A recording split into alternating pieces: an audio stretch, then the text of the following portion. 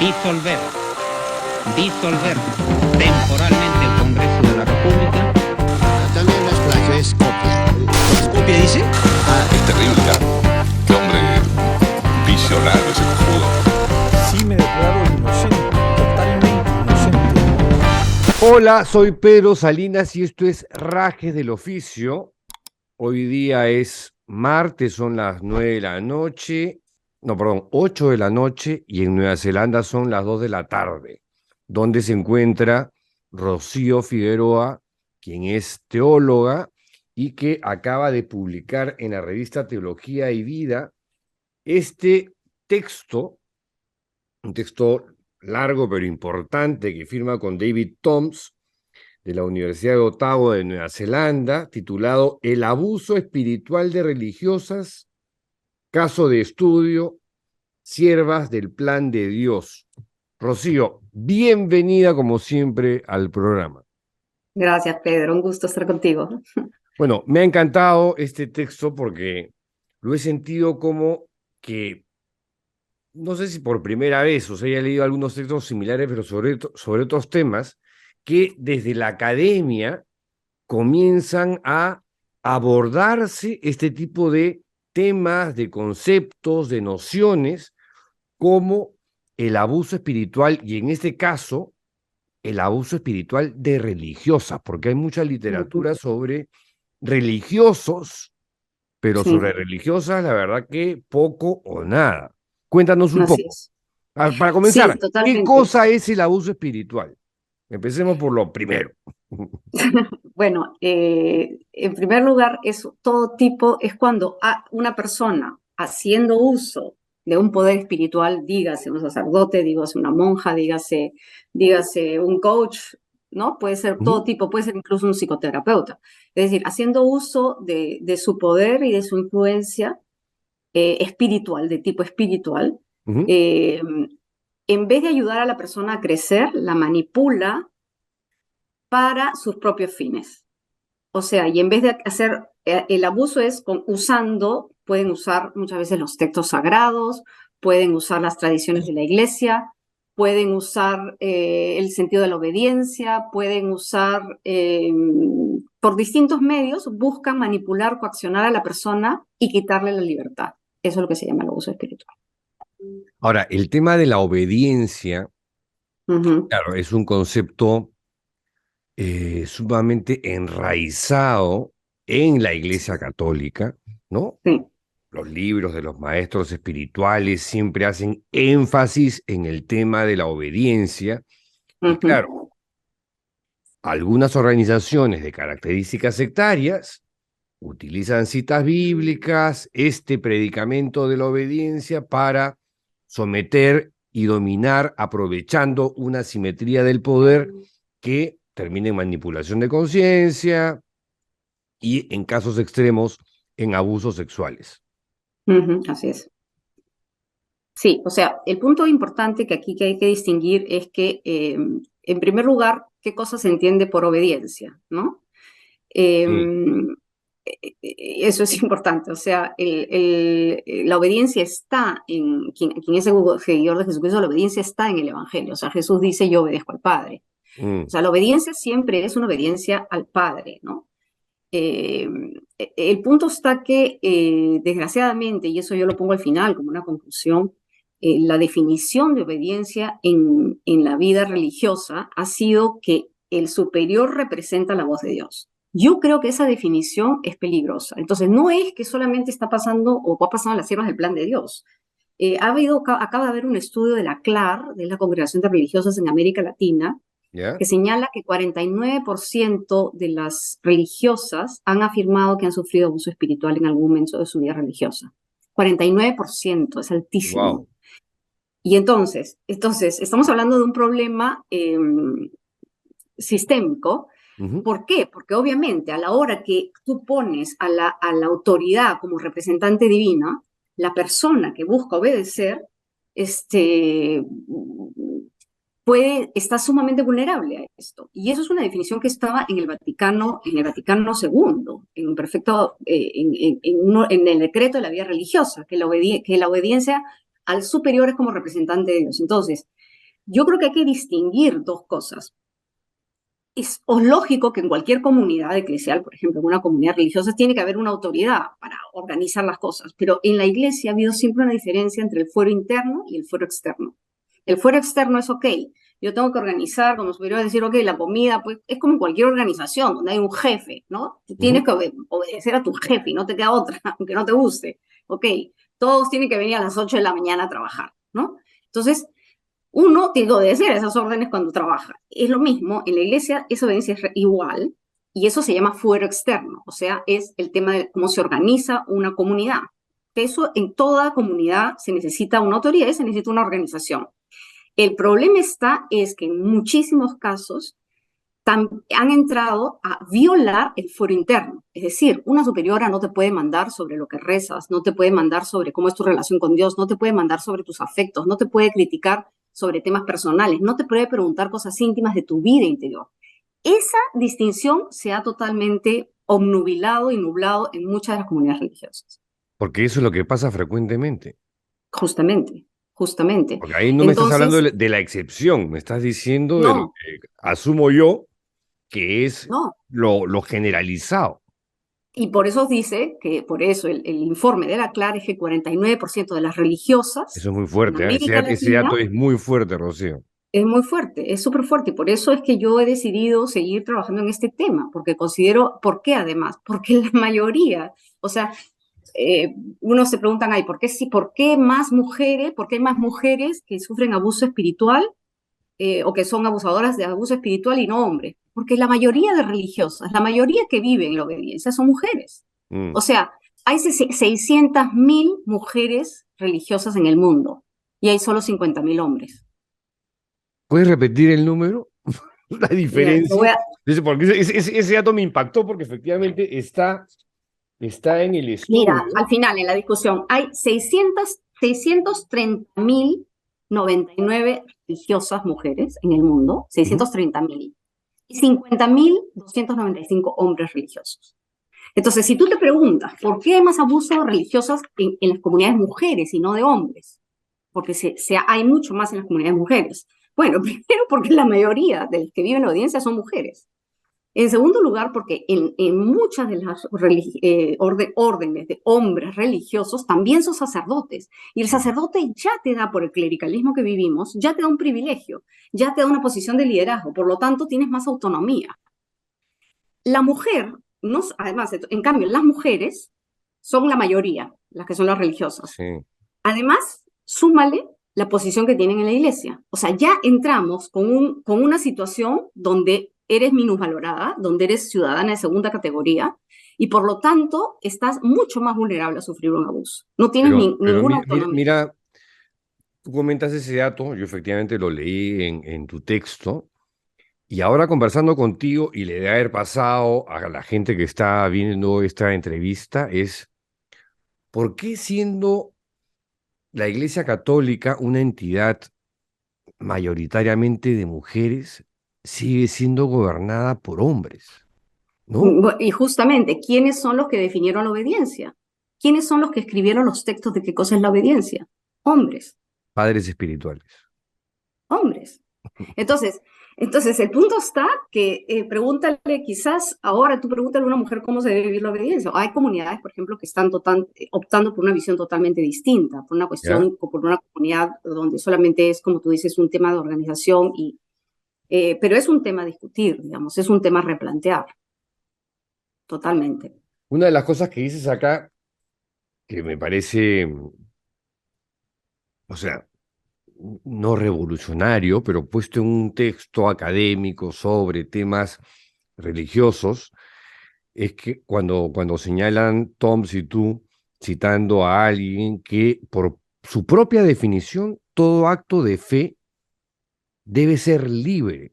Si un acto no se origina en el libre albedrío, sino en la manipulación, la coacción o la violencia, es evidente que no es un acto de fe.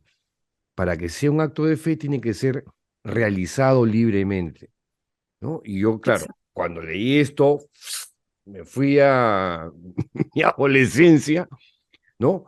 Cuando me tocó en en suerte, padecer el caterpillar del sodalicio en este trabajo de manipulación, de conciencia, de lavado de cerebro, de persuasión coercitiva, en la que ellos finalmente terminan decidiendo por ti, ¿no? Mira, hay una cosa, esa definición que tú has dado, la da Doris Wagner, que es una teóloga, Correcto. y es interesante porque mientras la definición primera de Lisa Oakley, que es una famosísima escritora inglesa que se dedicada al tema, habla sobre todo del patrón sistemático del comportamiento coercitivo y controlador del abusador en el contexto religioso, o sea, el que manipula, el que coerce, el que...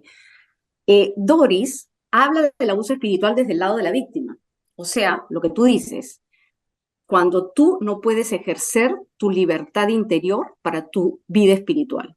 O sea, justamente el tema, la dimensión espiritual de un ser humano, que es el tema creativo, el tema artístico, el tema de una relación con lo trascendente o con las estrellas o con el universo, como lo quieras llamar tú. O sea, cada quien tiene una manera como aproximarse a lo sacro, ¿no? Algunos optan por no creer en lo sacro, otros optan, pero hay millones de aproximaciones y de tipos de vivencia espiritual, ¿okay? Que es como tú te aproximas a la vida en el fondo, ¿no? O sea, al universo, a tu relación con el universo, a tu relación con la realidad, con el mundo.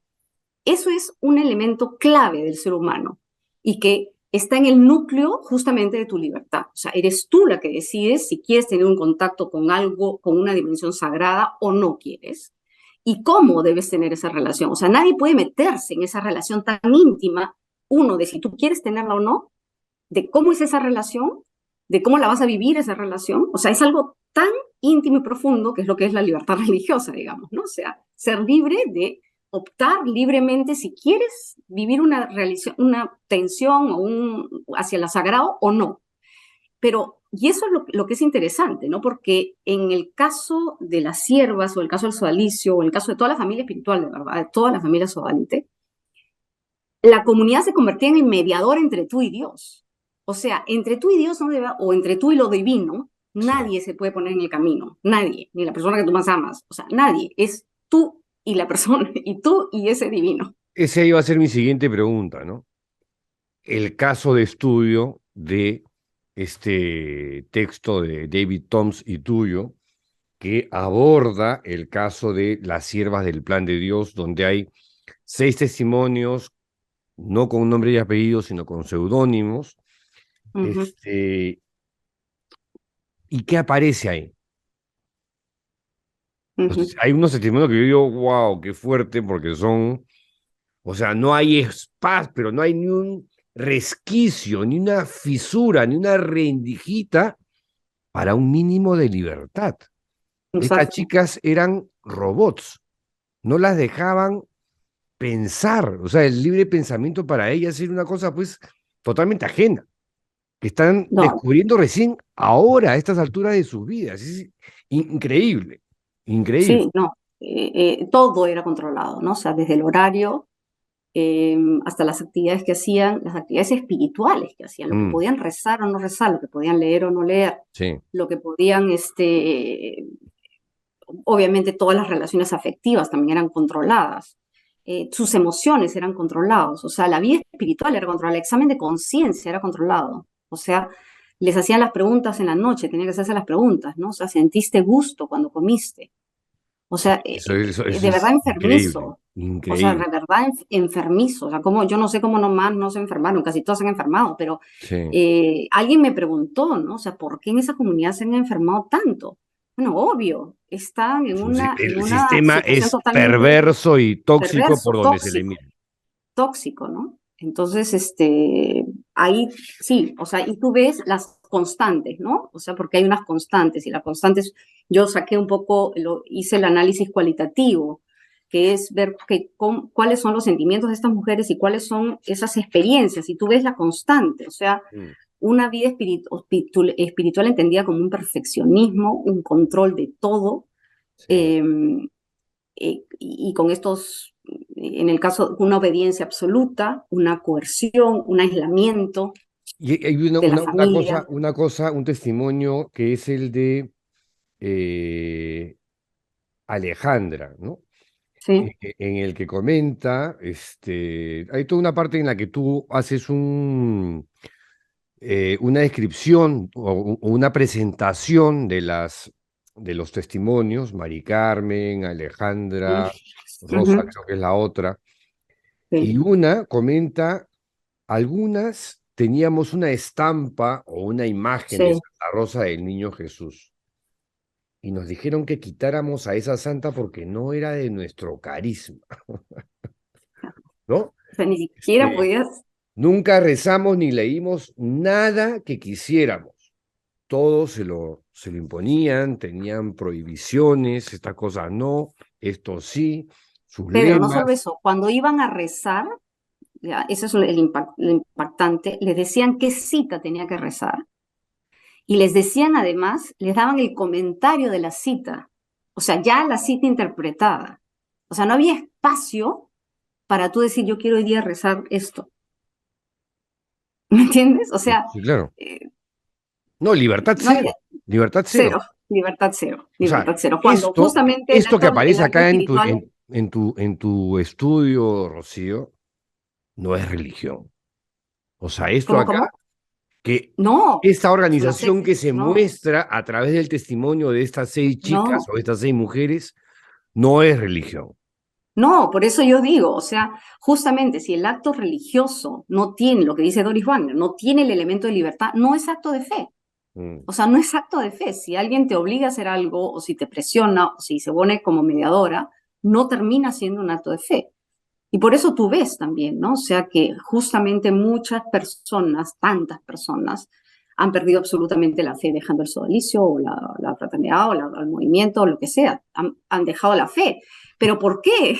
Porque justamente con una experiencia así, que no es fe, ¿me entiendes? O sea, ya tú has tenido una experiencia de fe que no es fe, que es cualquier otra cosa menos fe. O sea, es obligación, imposición, Bueno, coacción. pero salí curado, Rocío, ¿eh? Yo en mi Ah, caso, pero mucha gente, ya, no ya solo tú. no hay forma No, de que y no hay vuelta regrese. que darle, y es terrible. Y para mí esa es una de las consecuencias más graves, además.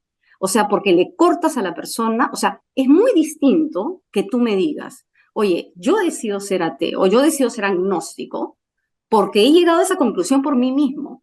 Me dejo entender, porque, ¿Mm? no sé, viendo el mundo, no sé qué, te decides, pero bien diferente yo soy agnóstico por una pésima experiencia que tuve.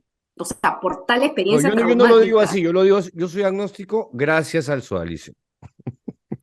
Bueno, es casi lo mismo, es casi lo mismo, o sea, es Y igualito, es lo créeme que mismo. es lo único que les agradezco, ¿ah?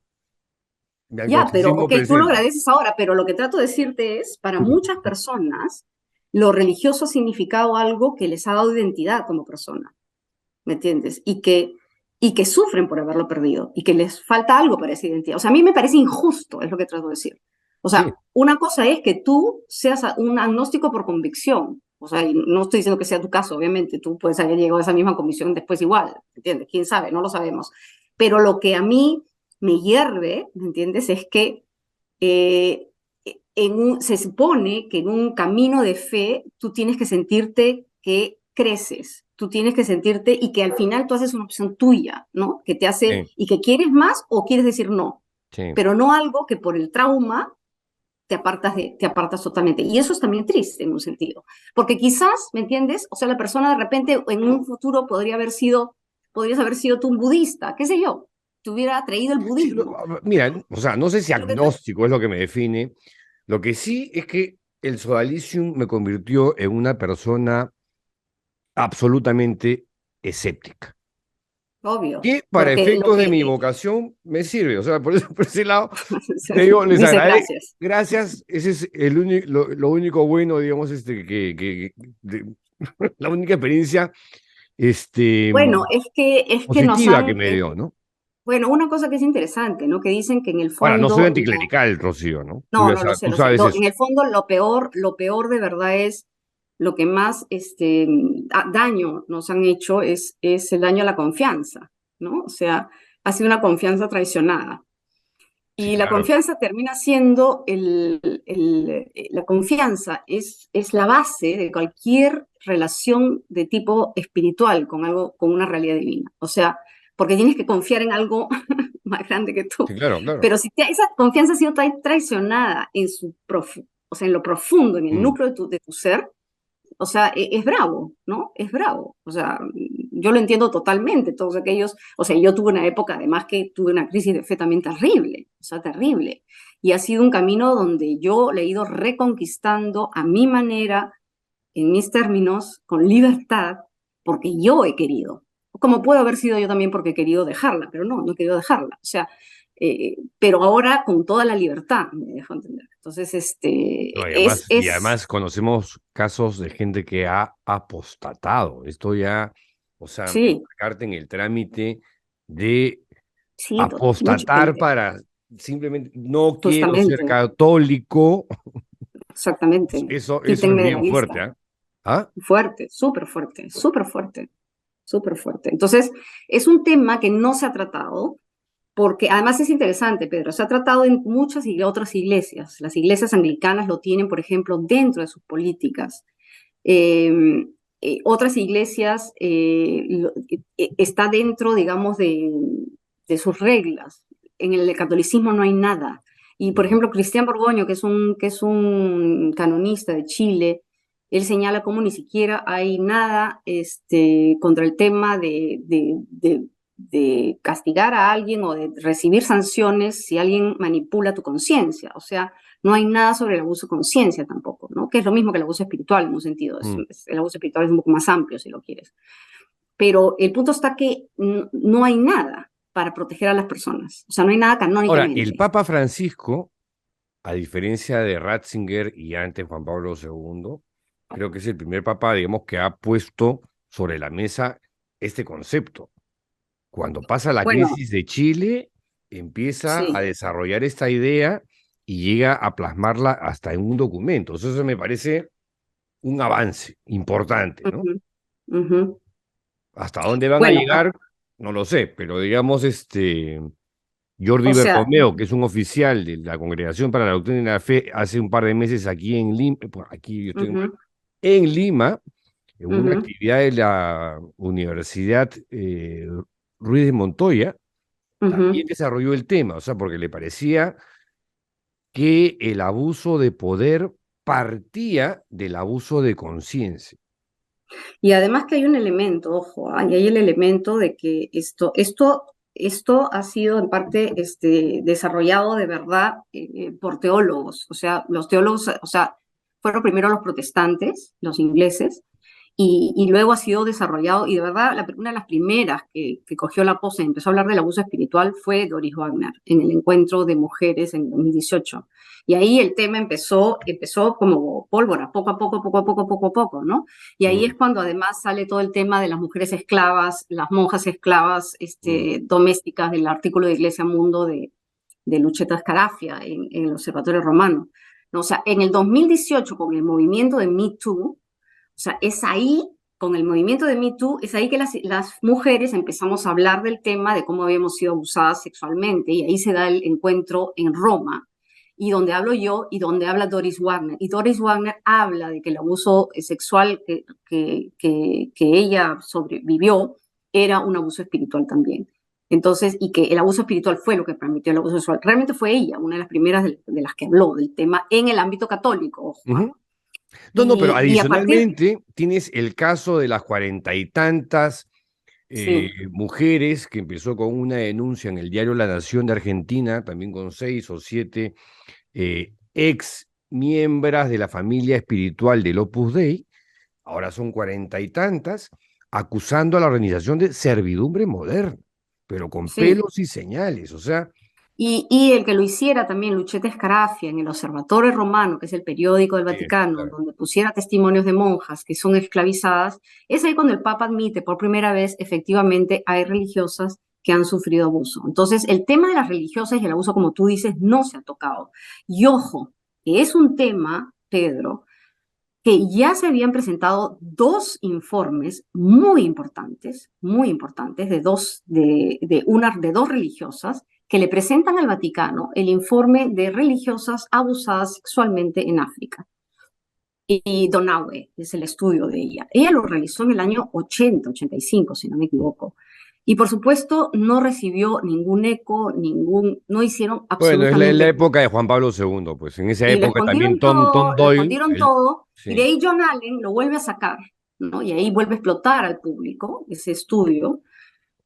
Y gracias al movimiento Me Too es que nosotros organizamos en el 2018 este congreso donde por primera vez religiosas públicamente hablan en Roma sobre su propio abuso sexual y entonces el tema empieza a coger fuerza y ahí lo saca el Observatorio Romano, de ahí el Papa interviene, por primera vez el Papa acepta que hay abusos religiosas y de ahí se ha venido, y obviamente con todo el desarrollo del tema de la crisis del abuso sexual, está totalmente unido. La mayoría del abuso, o sea, no siempre el abuso espiritual termina en el abuso sexual, pero todo abuso sexual en la iglesia suele preceder primero el abuso espiritual. sí, Porque el claro, abuso espiritual ahí te arranca. quitan la libertad, te manipulan espiritualmente, te quitan la libertad, te coercionan y de ahí te abusan sexualmente. O sea, es Es así.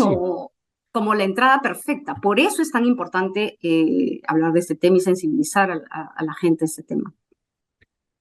Estoy viendo acá los testimonios, digamos, donde Rosana, por ejemplo, explica cómo era la obediencia milimétrica con el pretexto de que tenían que ser recias, porque eso era parte de su carisma. En la ducha no podían estar más de 9 minutos, no Ujú. 10, 11, no, 9 minutos por reloj, ¿no? Y si se llegaba tarde, después de ducharse, ya venían castigos, correcciones que excedían los límites de la caridad con gritos, insultos hacia la persona que llegaba tarde. O sea, era un abuso espiritual, como dice ella, violento. Ujú. Y encima no podían quejarse de nada. Y por eso siempre sonreían, ¿no? Siempre sonreían. Sí, O sea, sí. siempre las obligaban a sonreír, siempre tenían que estar sonrientes, ¿no? Entonces sí, de verdad es bien dramático, ¿no? Bien. Y parte del problema está que, o sea, encima estos abusos han seguido y a mí esto es lo que quizás más... Ya, eh, a eso quiero llegar en un toque, solamente que los testimonios, de sí, verdad que son escalofriantes y estoy tratando de agarrar solamente sí. los que tengo acá subrayados, que son un montón. Una Ujú, dice, eh, no tener un espacio sano para expresar mis emociones terminó por enfermarme.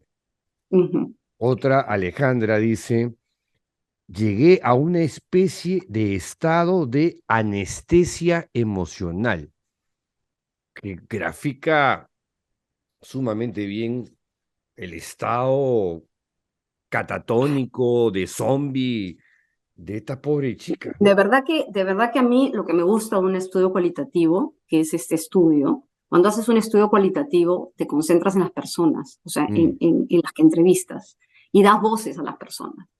Y yo creo que ese tipo de estudios es más fuerte que una teoría, ¿no? Porque, sí. o sea, aquí realmente damos voces a las víctimas y no solo eso, sino a como dices tú, cómo lo expresan. O sea, ellas mejor que nadie nos dicen qué cosa es el abuso espiritual, ¿no?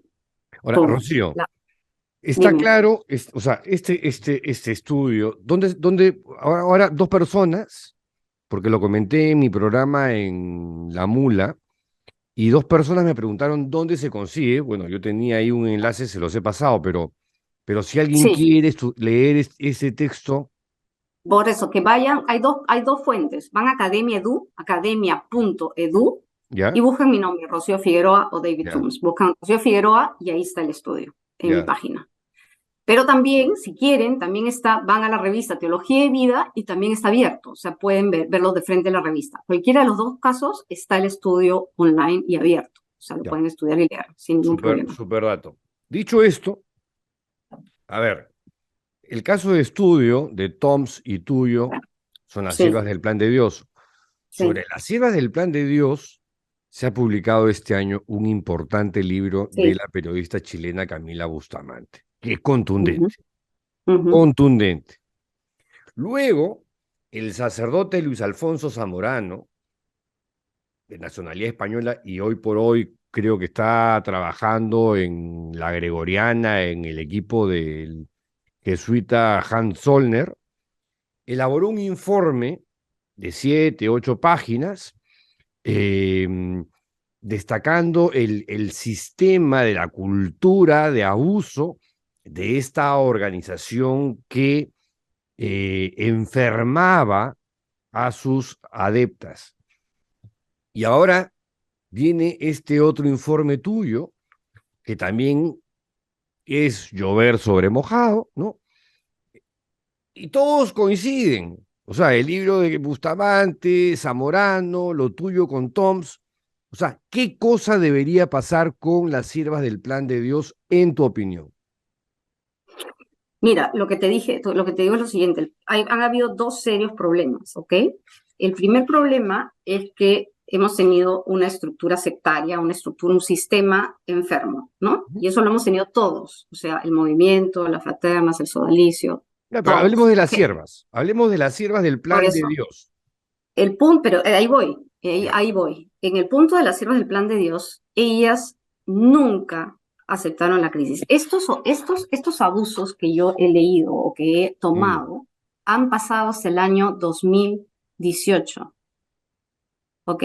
O sea, Ahorita. la crisis reventó, o sea, ha continuado. ¿Por qué ha continuado? Porque como bien dicen ellas, acuérdate que cuando explota la crisis, ellas dicen, nosotras somos diferentes a los sodalites, a las fraternas, nosotras somos el consuelo de la comunidad, porque en nosotros no hay nada de eso. Ellas se apartan y no hacen ningún examen de conciencia, no dejan que entre nada de luz, de todo lo que venía, de todo lo que afuera, ¿no? O sea, entonces no cambiaron nada, ni un Mira, milímetro. justo está en un testimonio que comenta eso. Esta es Gabriela. Vivíamos la peor crisis, las acusaciones de abuso sexual contra el fundador. Nadie hablaba de ello. Me sorprendió cómo se silenciaba la crisis. Este era el modus operandi de la comunidad: acallar las Ya, voces, y desviando ella la me atención comentaba más que hacia lo no lo bueno y pude. lo que brillaba, y silenciar la crisis, ¿no? Exacto, es lo que gaslight, ¿no? Como se dice cuando buscas la atención de otra manera. Porque, por ejemplo, lo que me contaba ella misma, que no lo pude poner porque tenía demasiadas palabras, es que, o sea, en plena crisis se concentraban en su grupo de rock y en tocar las canciones, y ese era su vacilón, ¿entiendes? ¿No? O sea, en plena crisis, ¿ah? O sea, y la crisis, o sea, la crisis reventó y reventó bien en el Sodalicio y reventó bien en la fraternidad, e incluso en movimiento, pero a ellas no les tocó, pero ni por. Ahora, entonces tú tienes dos problemas ahí. Uno, la crisis no les tocó. O sea, hicieron así, como un torero, ¿no? Que el Sí. toro pase por ahí, no es con nosotros. Ese es uno. Y dos, el tema, yo creo que hay una de las cosas que yo pongo ahí, que es que cuando hay un abuso espiritual puede ser debido a dos situaciones. Un patrón de abuso, ¿ok? Un patrón sectario, que es en el que ha estado todos nosotros, o sea, las fraternas, los sodalites, un patrón sectario, y o una personalidad narcisista. En el caso del sodalicio, ellos tuvieron los dos, personalidad narcisista y el sistema sectario. Pero en el caso de las siervas también, una cosa que dice una de ellas, el problema mayor es el amor, idealismo que le tenemos a Figari, y que nuestras autoridades no cambiaron por 20 años, y siempre fue Andrea García. O sea, Sí, y claro. que, entonces, y con una personalidad narcisista. Entonces, el abuso espiritual se No, produce pero también, no solamente ella, porque en el caso del no Sodalicio es igual. solamente ella, Entonces, es solo no, Figari, no es solo Figari, fue solo no, Andrea García, no es solo Andrea García, no, hay como 4 o totalmente. 5 que siguen ahí, siguen ahí. Totalmente, pero por eso te digo, es un sistema donde las autoridades utilizan eso, más personalidades narcisistas. O sea, tienes las dos cosas que juntas son una bomba. O sea, que son una bomba. Y por eso es incluso súper más dañino, ¿entiendes? Porque tienes las dos cosas, el sistema más una personalidad totalmente loca. O sea, narcisista. Porque ya, Que ya van por la segunda visita apostólica, como se le sí, llama a ahorita esta están en una visita investigación apostólica. interna. Sí. Primero una con Cipriani, no pasó nada. Con Cipriani nunca pasó nada. Y ahora el actual arzobispo de Lima, Carlos Castillo, ha mandado otra. ¿Sabes qué cosa no me termina de convencer? Es que una de las personas designadas es una hermana, una religiosa, de apellido Cardó, tía carnal del sacerdote Andrés Cardó, que es señalado por diversos testimonios por abusador, maltratador físico, psicológico, por ser Ujú. sumamente violento con algunos de sus subordinados. Entonces, que esté la tía ahí, por más que, o sea, yo no tengo, no la conozco, o sea, No no sé, tengo no sé nada de quién me contra hablas. ella. No, ¿no sabes cómo se llama? ¿Cómo se llama? Sale en el libro de Camila De Bustamante. Camila. Ahí es donde No. yo me di cuenta, ¿no? Ujú, Camila no tenía el dato del cura Andrés Franco, que es denunciado por varios exodálites, uno de ellos, de los que recuerdo, Andrés Felipe Cardona, un colombiano, con el cual fue absolutamente brutal en lo físico, psicológico. O sea, y entonces yo presumo que por un conflicto de interés, ¿no? Evidente, porque, claro, no si fuera la debería tía ser carnal, no parte, podría. pues, ¿ah? No No, no lo debería. sé, no, no podría. Yo por eso digo, no tengo idea de quiénes son esta persona y no podría por un Por conflicto de más interés. idónea que sea, pero ese, Claro, hay un conflicto de interés, ese claro. tema ya, pues, Yo la lamentablemente verdad la que descalifica, ¿no? desgraciadamente yo no estoy muy, no confío mucho en esas visitas. Ya hemos visto lo que ha pasado, ¿no? O sea, en las visitas No pasa apostólicas no nada, pasa no pasa mucho, no nada. pasa En nada. el Solsticio no ha pasado nada. Entonces, por eso te digo, no ha pasado nada. Y yo te lo digo sinceramente, no. No crees Si que tú me pase nada. dices, yo no confío mucho en la iglesia institucional y en sus comisarios, institutos, no, porque no veo frutos, no veo nada que... Pocas son las veces en que yo veo que cierran una congregación, cierran, como ha habido casos, ¿ah? Que cierran una comunidad, no, o Sí. sea, Pero pocos. son organizaciones chiquitas las que usualmente cierran, ¿no? Las que tienen Sí. plata, las que tienen vocaciones, siguen ahí. Mm. Sí, entonces, y eso es un tema que desgraciadamente no depende ni de mí ni de nosotros, y es una lástima, ¿no? Sí, pues. Porque lo único positivo de todo esto es que ellas simplemente son una asociación de fieles, no son nada más. Entonces, Y eh, dependen orgánicamente no del del arzo- eh, Vaticano, sino del no, Arzobispado de Lima, ¿no es cierto? exacto. O sea, Y entonces, Carlos eso en un Castillo podría sentido, decir, señoritas, hasta aquí sí. nomás llegaron. O ya, o hay, o hasta, o sea, lo positivo es que cada obispo diocesano puede decir, no, yo no quiero que ustedes vengan a mi diócesis, ¿me entiendes? ¿Por qué? Claro, Porque es bien distinto, tú no puedes decir tanto igual a una sociedad apostólica de derecho pontificio, porque es un conflicto como raro, que alguien aprobó el Vaticano, el obispo diga que no, puede decir que no, pero puede hacérsela difícil, pero es un poco más extraño, ¿no? Tienen mucho más cuidado, ¿no? Ahora, entonces, al menos una cosa positiva es que ellas no son más que una asociación de fieles.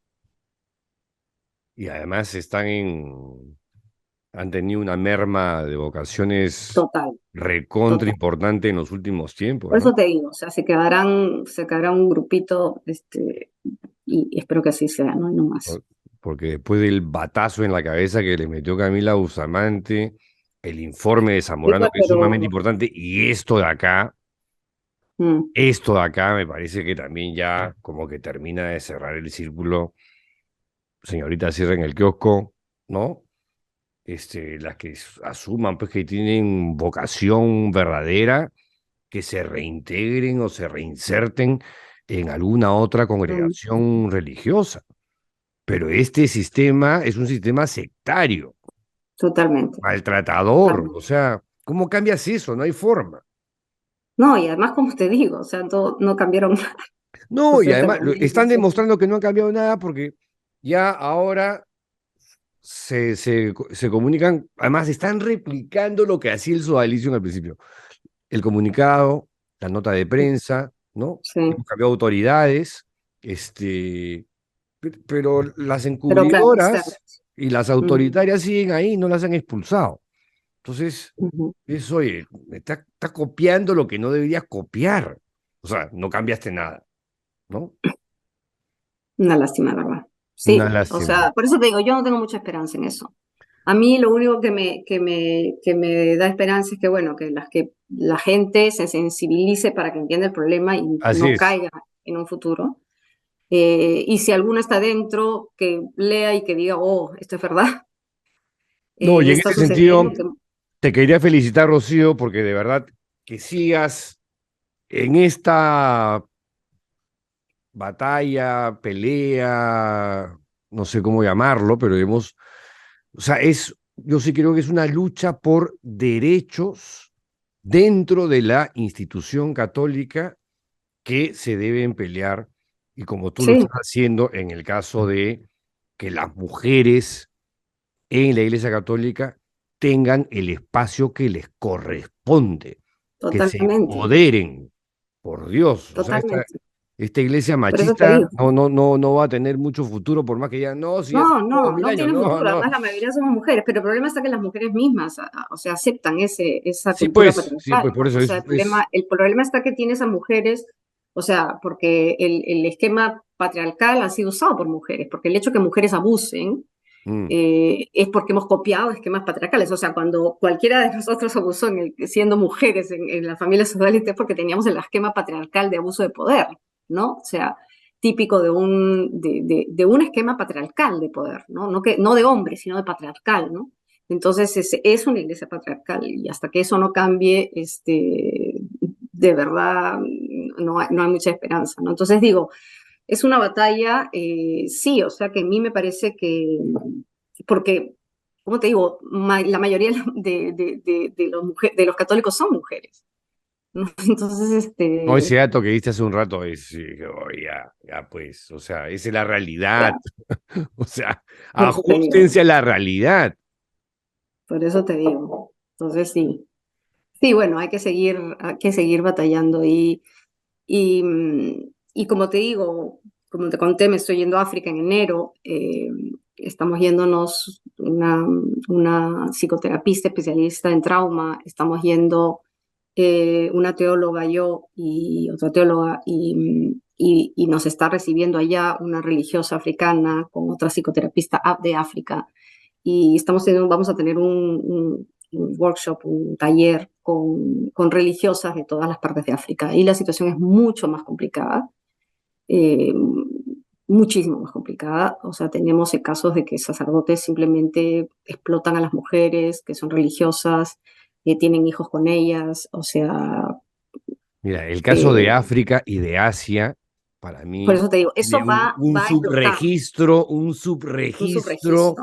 alucinante, porque no me digan que en África y en Asia no pasa No, nada. no, por eso te digo, yo estoy yendo ahí y ya tengo datos de serios problemas, ¿no? Entonces, eh, es la cuestión de concientizar a las mujeres, ¿no? Porque son mujeres, son además culturas tremendamente patriarcales y Mm. misóginas, entonces las mujeres están muy devaluadas. Entonces, yo lo tomo esto como, sí, como una lucha por la mujer, ¿no? Y por eso lo sigo haciendo, aunque debo decirte que me cuesta muchísimo hacerlo, o No, sea, bueno, eso eh, ya lo sabemos. me lo puedo imaginar. Créeme que me lo puedo imaginar. Pero igual, Rocío, Pero felicitaciones por tu trabajo. gracias Pedro. Felicitaciones por este estudio. Salúdalo también a David Toms, que he visto que ya ha hecho o sea, más de un trabajo sobre estos temas. Sí. Aun cuando esté muy lejos en Nueva Zelanda, por suerte, estas cosas llegan acá y a Ujú, algunos nos interesa sí. y tratamos de ventilar Gracias estos a ti. asuntos porque, bueno, yo creo Sí, que son de eso se importantes, trata. ¿no? Para Ujú, que sean invisibles para muchos. Pero bueno, así es. nada, Rocío, Un gustote. gracias de nuevo y hasta una siguiente oportunidad. Y cuando regreses de África, por ahí te llamo para que me cuentes qué cosas habrás descubierto para entonces. Ay, Dios mío. Más horrores con seguridad. Pero nada, paciencia y buen humor. Un abrazo, cuídate. Chao, Rocío. Y con ustedes, amigos, hasta la siguiente entrevista. Chao.